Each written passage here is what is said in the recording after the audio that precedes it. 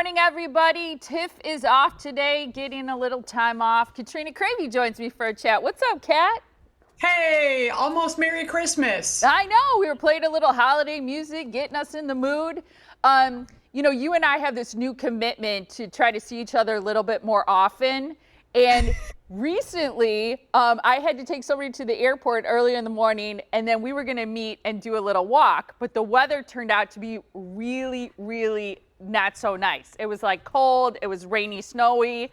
And so you texted me, you probably remember, and you said, hey, buddy, I'm still in my PJs, staying in and getting cozy. And I was thinking about the fact that you know somebody's a good friend when you can just be honest like that and say something like that and you respect it.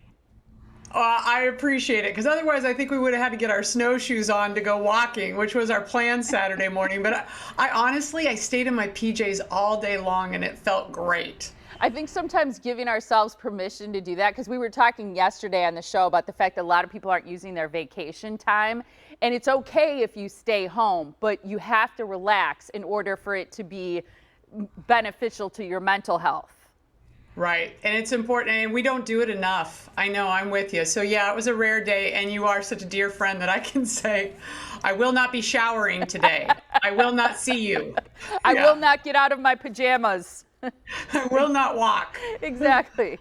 Okay, so here's a question. It was related to an article I read in Real Simple magazine. When you get new clothes or you get new sheets, do you always wash them before you put them on the bed or you wear them?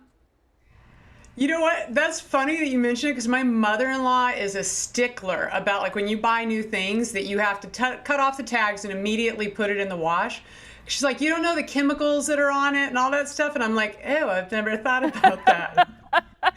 but the problem, okay, so certain things, yes, if it's like right up against my body and I want it to be softer, I would throw it in the wash.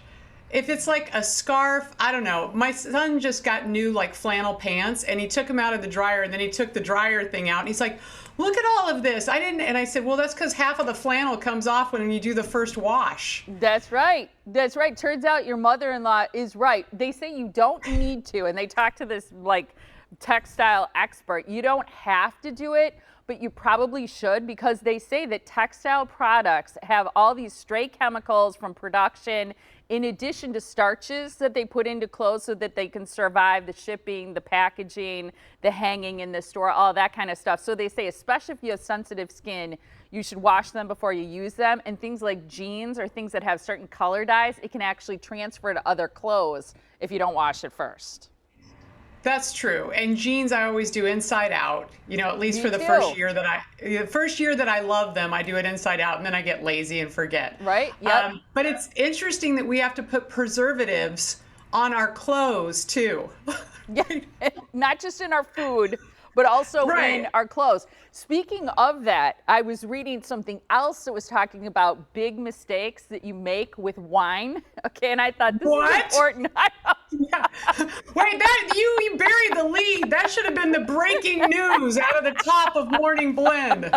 So this started with this. Okay, so the director of wine studies at the Culinary Institute said the number one biggest mistake that we're making with our wine, and wine can be expensive, but it also can be important, which is why you have the shock and awe about the wine. But they say the biggest mistake that we're all making is that we store it too long. People think that wine ages as we leave it sitting in the bottle in our pantry or our liquor cabinet or whatever. And they say that most wine does not age appropriately and get better. It's meant, when it's sold, it's meant to be drunken up. Really? Okay, so that's interesting. And I know that sometimes, like, I'll have half a bottle of wine left sitting on the counter, like a red wine, where I just got one of those little corks in the top of it. And somebody said to me, that has to be like in about a week. Yes. You have to drink that up. So Yeah, now that's I'm the just other drinking thing. more.